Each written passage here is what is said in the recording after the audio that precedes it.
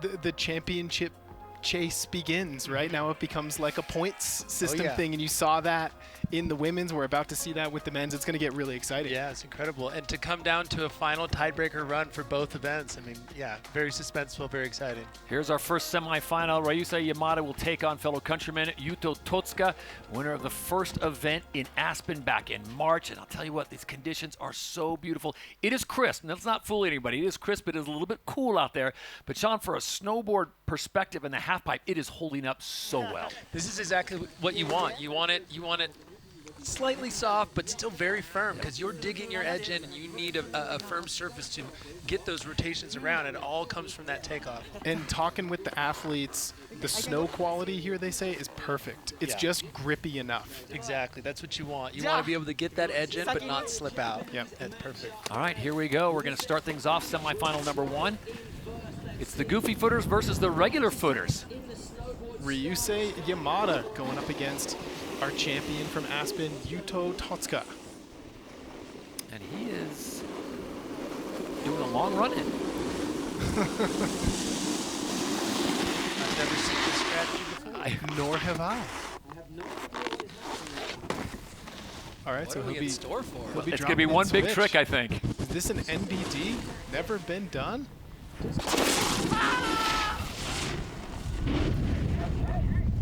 I think this might still be practice.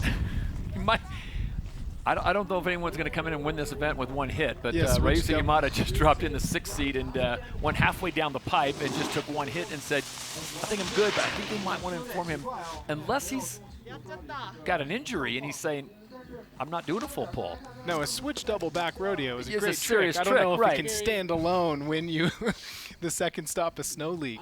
Oh, wow, okay. Switch alley-oop, backside rodeo 9.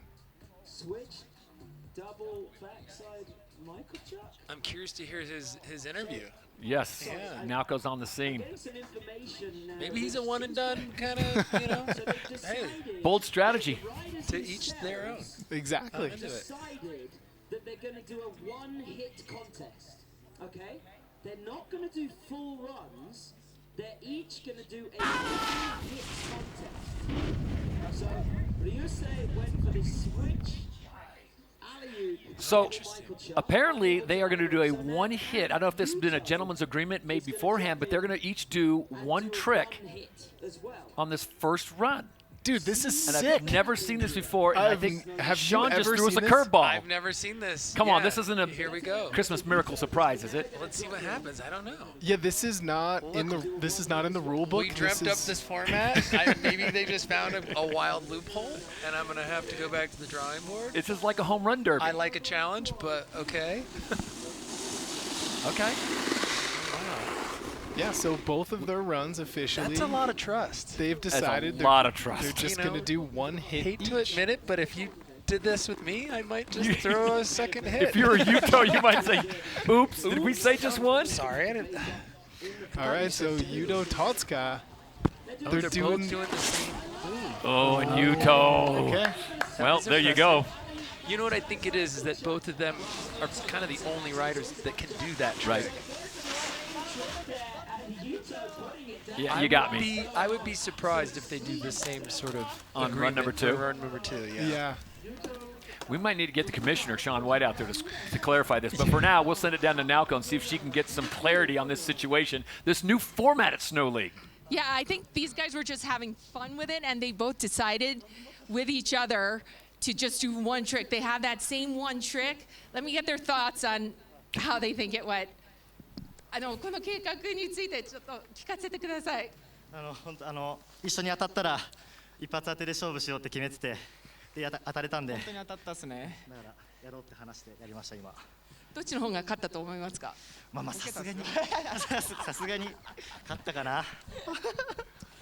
Okay, so they decided to take one trick, the same trick that they have, and just, battle it that way just for fun. And then I asked, well, who do you think won? And they kind of laughed about it, and Yuto was like, yeah, I think I did. Well, the big question is, are they going to do it in run number 2? Let me ask. Hold on. また2番目のランも同じことやると思いますか？どうですかね。どうですかね。お楽しみ。They say you gotta watch to find out. Tell them if this is the plan. If this is the plan, I might have to come out of retirement. One hit. I mean, Yeah, tell him Sean's is lacing appealing. up right now. yeah. The boss is putting the boots on as we speak. I mean, but how sick is that? With this format, that can happen. Yeah. That little audible that they called, you know?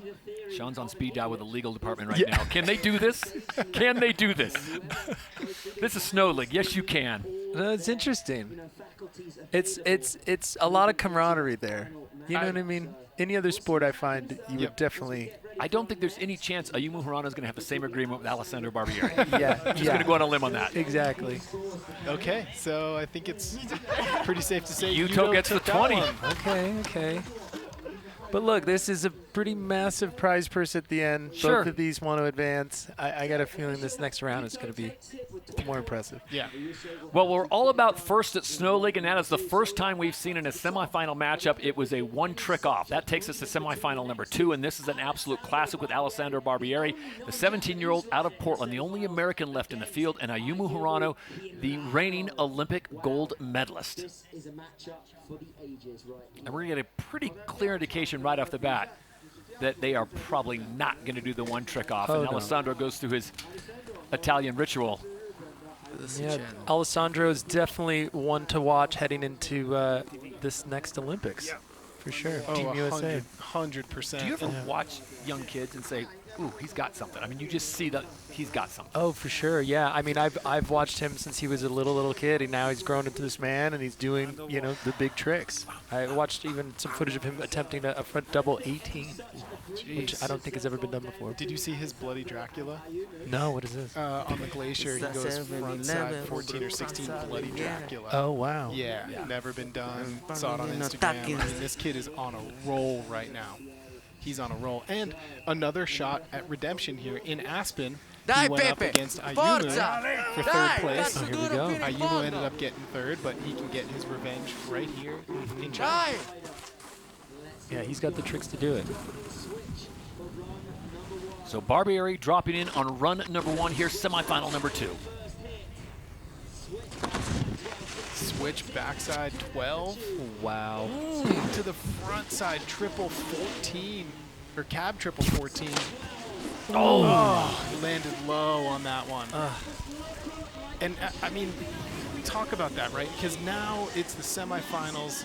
Not only do you fall, but you got Ayumu Hirano standing up there. What's going through Alessandro's mind right now? Oh, yeah. I mean, you have the defending Olympic gold medalist dropping behind you that hasn't let off the gas since the Olympics, has just gotten better. You're thinking, I got to do everything I can. And he was going for it for sure. I mean, this triple is just flawless. Well, and we just had JJ Thomas in studio before you came in. He said right now, I mean, Ayumu's deadlier than ever. Yeah. He's unlocked switch backside. Who knows where he's going to take that? He's expanding his rotations, and obviously his amplitude is world class. I mean, he's a dangerous dude. Yeah, no, I mean, the switch backside was something that I feel like was his only missing, trick, and now that he can pull that out, it's going to really change everything. If you were coaching Ayumu Hirano right now, what would you tell him? Would you say bring it down to an 8 of your 10? Or For this run? Yeah. Oh, you know what? I think he could definitely play it pretty safe for this run, but safe for Ayumu is just unobtainable for most of us. Extremely dangerous for exactly. 99.9% of the global and he's population. a wild guy. He might just be like, oh, this would be good practice. Yep. Just throw down. Yep. Yeah. He always comes in just kid cool, right? I mean, just He's very calm, very collected. He's got the strength, and he's got the ability to just do whatever he wants on the snowboard here. There's that switch back 9 into the cab triple 14. Shaun, what was the scariest rotation for you in the halfpipe, and why? I think switch backside. Yeah. Just because you just don't naturally ride that direction as much on the board. Spinning backside in the halfpipe, there's just sort of kind of like you're leading blind, and to do that in the opposite wall is really intimidating. I talked to Ayumu during some promotions. We were back out in China and Japan, and he was describing that he had tried a switchback double 12 and actually clipped the top, broke a rib, you know, so he's been going for these big moves, and they are not easy. What were some of the memorable heated battles that you had with Ayumu that stick out in your memory? There's some amazing ones. One in particular was we were at the U.S. Open, I want to say in Vail, Colorado, and I was dropping last in the heat. Ayumu drops in, and he clipped the top doing a cab double flip 1440, and you know, he ended up getting, you know, the sled taking him out of there. He had actually cut through his liver. It was a very bad crash, and the whole place went silent. And I'm thinking, like, oh my God, like, I have to do that trick now. Yeah. It was in my run. I'm like, oh my God, okay, you know, and I pulled it through, and then, you know, fast forward some time later, I ended up taking a terrible crash on that, and we bonded over that at the Olympics, just talking about how difficult these tricks are, and they're your best friend one day and their worst enemy the next. So right now it's Alessandro Barbieri who scores a 31-6 with that fall. 78-6 for Ayumu Hirano, and to Shaun White's point, he did back off just a little bit. I mean, that's still a pretty amazing run, but for his standards, you know, he can go much higher. So we go back to our one-off couple, and it's Yamada and Totsuka, and we'll see what happens. So Yuto Totsuka, who is the champion from event number 1 in Aspen back in March, has the advantage with a 20 over the 5 of Ryusei Yamada. And now you see, because Yuto won that first run, he now drops in first, giving a little bit of an advantage to Ryusei. He can see what he does and try to one-up it. This looks like he may go full pull. Yeah, I think we're going to see pretty traditional full pull pipe runs here.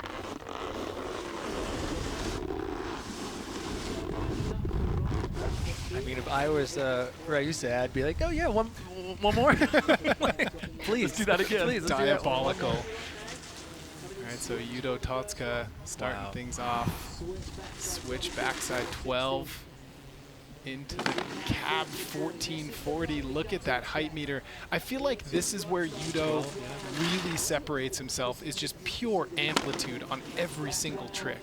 Yeah, he doesn't let off the gas. Oh, good heavens. Finish it with a 14. Frontside 14 to wrap it up. Really had it all that night. That had all of it. I would love to have Connor in here. I know the judges are deliberating. Yep. Where do they set that score, especially after their little one-hit first run?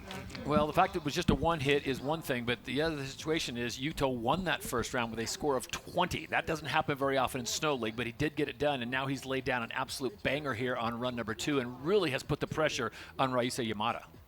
So switch back 12 into a cab double cork 1440.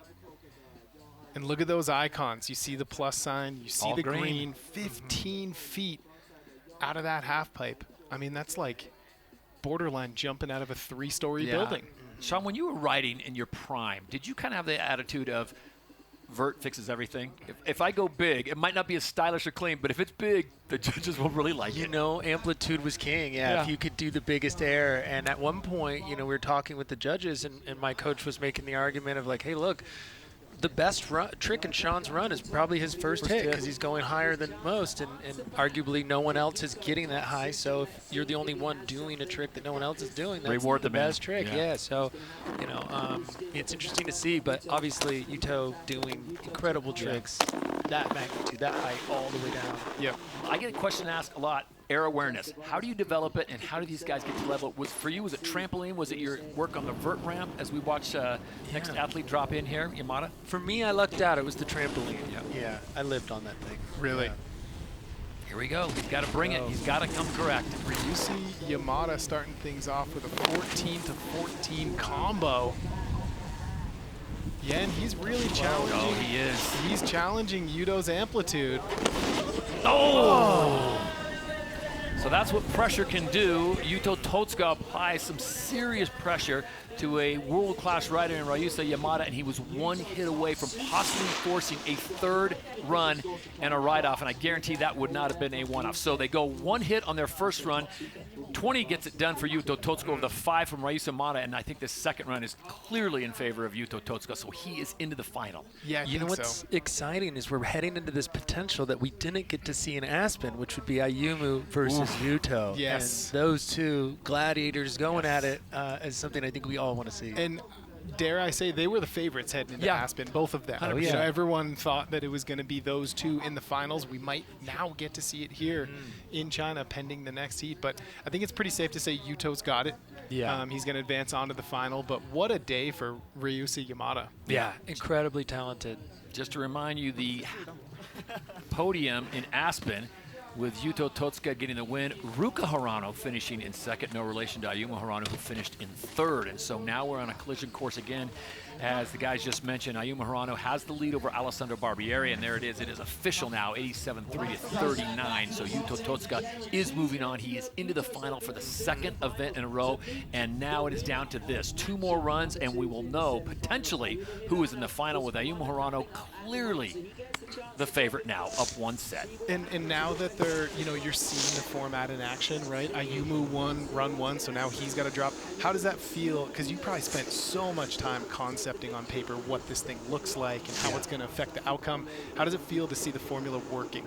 No, it's great. Honestly, playing out as it has, it's just been such a cool process because I'm just, you know, fingers crossed, I hope this plays out and it works. And it really has, you know. So Ayumu, instead of being able to sit at the top and just watch a run, has to really go for it now.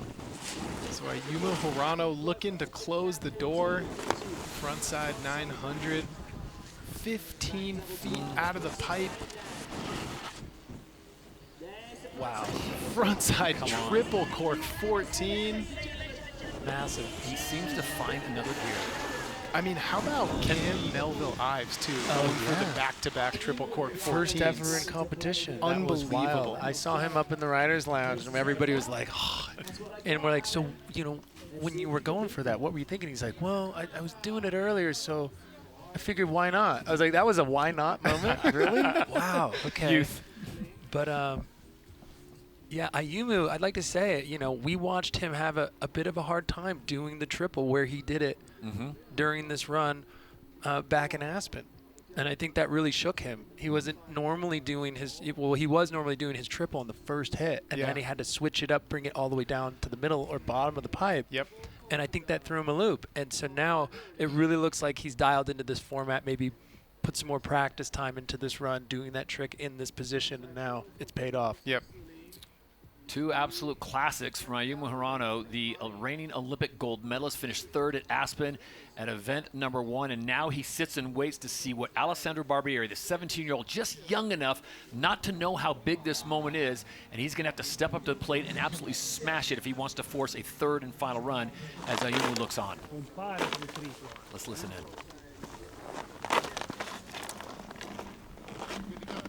Quando vuoi puoi andare. So we are back up to the top, ladies and gentlemen.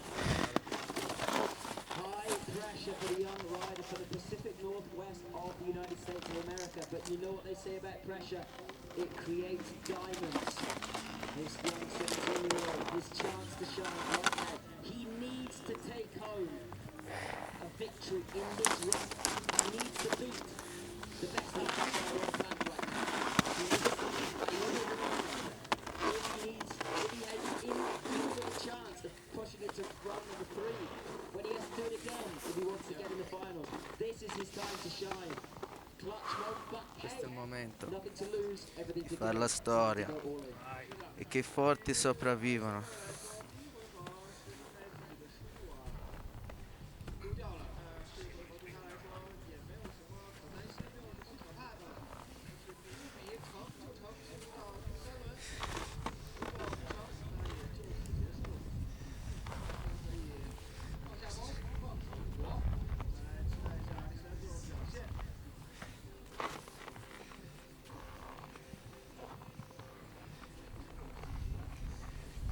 Dai Peppe, cazzo d'oro fino in fondo! Ora è il momento! Dai Gesù! Non lo faccio. Almost insurmountable. Ti prego, non lo fai. Dai! And the question now is, does Alessandro Barbieri have the juice to get it done? You hear the emotion. Let's see if he can get it done. Wow. Cab triple 14 landed a little too low. I was watching him, like, if he gets this first hit, that momentum builds in the run. Exactly. Really, especially a trick like the triple. You just nail it. You feel the wind in your sails. You're going off to the next hit. But he's a talented guy, young guy, and he's got so much in front of him.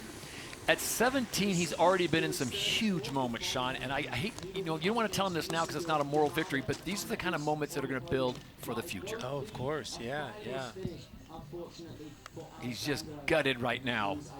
No, trust me, I've been in this position, and you're like, hey, man, don't worry. In the future, you're going to you're gonna learn from this moment. You don't want to hear that in this situation. You definitely want to just live in it, own that feeling, and use it as fuel for the next one. Yeah, and when you were using that fuel, I mean, there were those stone walls. There were those riders who were obstacles that you had to, jump over or tear down.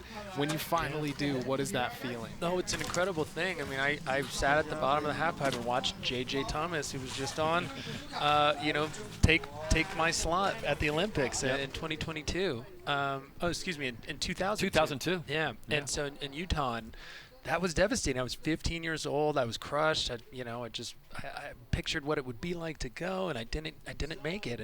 And that just lit this fire for me. I was off to the races after that. I was like, okay. And next season I'm coming back. And he'll be my coach someday. I know. I love that sort of full circle of it all. Being my coach and helping me with some tough love in the beginning, and to wrap things up. Totally. Shaun, appreciate you dropping in. It's always good to see you, and thanks again for making this happen. It was a great moment. As Alessandro was up there going through that final breathing moment, it took me back to Pyeongchang when someone had a same pressure pack situation and delivered. So Alessandro Barbieri, he will be back, no question about it, but we are now set. And as Shaun likes to say, I love it when a plan comes together. We have got a heavy hitter final coming for you. It will be Yuto Totsuka, the winner of the first event in Aspen, taking on the reigning Olympic gold medalist in Ayumu Hirano. It will be Japan versus Japan for the title here in China. We'll have all that for you when we return to Snow League.